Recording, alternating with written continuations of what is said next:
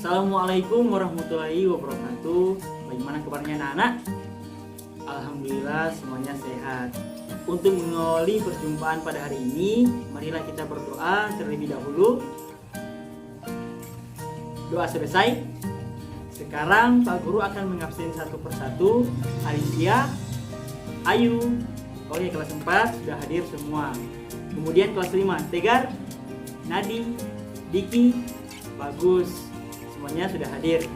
Sebelum memulai pelajaran hari ini, silakan duduk sesuai dengan kelompoknya masing-masing kelas. Baiklah, pada hari ini kita akan belajar untuk kelas 4 pelajaran IPS tentang gejala alam dan kelas 5 pelajaran IPA tentang sistem pernapasan. Adapun tujuan pembelajaran hari ini adalah melalui diskusi, baik kelas 4 akan mengetahui tentang macam-macam gejala alam dan kelas 5 dapat mengidentifikasi organ tubuh manusia. Untuk itu Pak Guru akan ke kelas 4 lebih dulu. Untuk kelas 4, kemarin Pak Guru telah memberikan tugas yaitu mencari gambar di internet tentang gejala alam. Nah, Pak Guru akan menjelaskan pengertian gejala alam.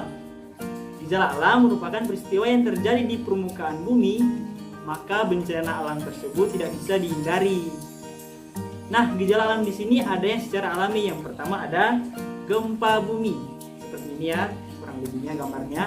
Gempa bumi adalah getaran guncangan yang terjadi di permukaan bumi akibat pelepasan energi di dalam secara tiba-tiba yang menciptakan gelombang seismik. Jenis gempa bumi ini dapat dibedakan sebagai berikut. Ada gempa bumi tektonik. Gempa bumi ini disebabkan oleh adanya aktivitas tektonik, yaitu pergeseran lempeng bumi sehingga energi yang sangat besar akibat tumbukan lempeng tersebut terlepas secara tiba-tiba. Nah, yang kedua ada vulkanik, gempa vulkanik. Yang ini, gempa vulkanik adalah gempa akibat letusan gunung berapi. Gempa vulkanik disebabkan oleh pergerakan magma ke atas dalam gunung berapi yang geseran bebatuannya menyebabkan adanya gerakan atau guncangan. Yang kedua ada badai. Gejala alam badai dikenal juga dengan angin topan. Badai terjadi di daratan maupun di lautan. Nah, ada juga gejala alam karena ulah manusia. Yang pertama ada banjir. Banjir terjadi akibat meluapnya air sungai ke daerah-daerah yang berada di sepanjang aliran sungai. Kondisi ini terjadi karena daya tampung sungai tidak mencakupi dengan volume yang ada. Yang kedua ada tanah longsor. Tanah longsor atau sering disebut sebagai gerakan tanah terjadi karena pergerakan tanah atau batuan yang bergerak ke bawah atau keluar lereng. Nah, yang ketiga ada kebakaran hutan. Faktor alam yang menyebabkan kebakaran hutan adalah karena cuaca panas yang menyebabkan dedaunan kering, hutan mudah terbakar. Namun, tahukah kalian bahwa kebakaran hutan sering terjadi karena perilaku manusia yang sengaja membakar hutan dengan tujuan membuka lahan perkebunan. Nah, sekarang tugas kelas 4 adalah mengamati gambar bencana alam yang Pak Guru siapkan, sudah diperbanyak ya. Nah, silakan dilihat berbagai bencana yang ada di wilayah Indonesia. Baik, untuk anak-anak kelas 5, coba kalian amati gambar sistem pernapasan pada manusia. Nah, makhluk hidup bernapas untuk melanjutkan hidup. Begitu pula dengan manusia. Manusia bernapas dengan paru-paru. Saat manusia bernapas, ada tahap-tahap yang harus dilihat. Tahapan manusia bernapas dikenal dengan istilah sistem pernapasan seperti ini. Yang pertama ada hidung. Hidung merupakan organ pertama yang dilalui udara dalam proses pernapasan. Awalnya, udara masuk melalui lubang hidung. Lalu, di dalam rongga hidung terdapat rambut-rambut tebal dan pendek. Yang kedua ada faring. Faring merupakan organ persimpangan antara saluran pernapasan dan saluran pencernaan. Nah, yang ketiga ada laring.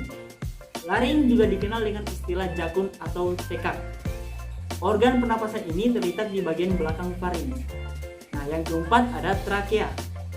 Trakea juga dikenal dengan istilah batang tenggorokan. Organ pernapasan ini memiliki sebuah jaringan yang disebut dengan silia. Yang kelima ada bronkus.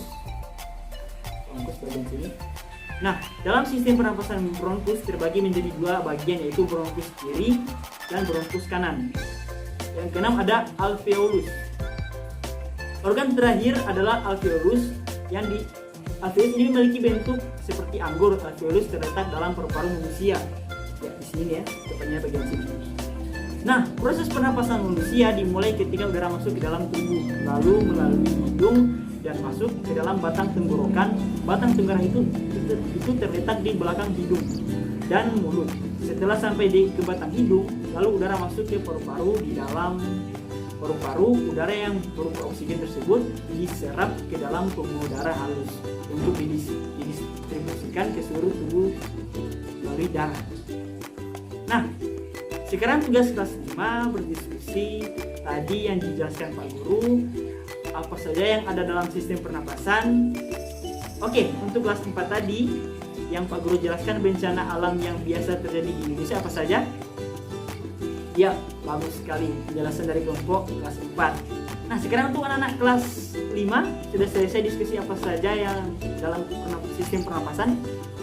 Ya, bagus sekali hasil dari pemaparan kelompok kelas 5. Baik anak-anakku, kelas 4 dan kelas 5, sekarang Pak Guru akan memberikan garis besar dari materi pelajaran hari ini. Untuk materi kelas 4 tadi belajar mengenai gejala alam, yaitu terdapat gejala alam yang terjadi secara alami karena alam dan juga yang terjadi karena ulah tangan manusia.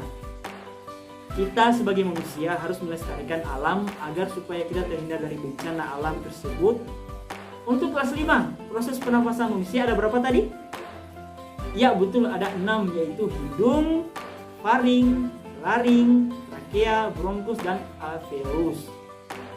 Baik, sebelum mengakhiri pelajaran hari ini, marilah kita berdoa terlebih dahulu. Sudah selesai. Nah, terima kasih anak-anak.